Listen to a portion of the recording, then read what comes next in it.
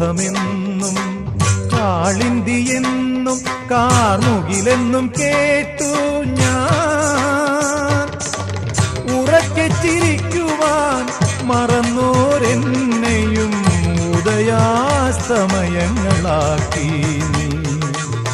തിരുനട കാക്കാൻ നിർത്തി നീ. ചന്ദന ചർച്ചിത നീലകളേബരം എന്റെ മനോഹരമേഘം.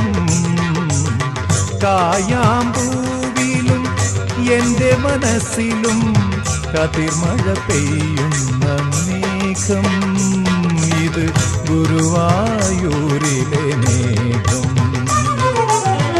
ചന്ദന ചർച്ചിത നീലകളേബരം എന്റെ മനോഹരമേഘം.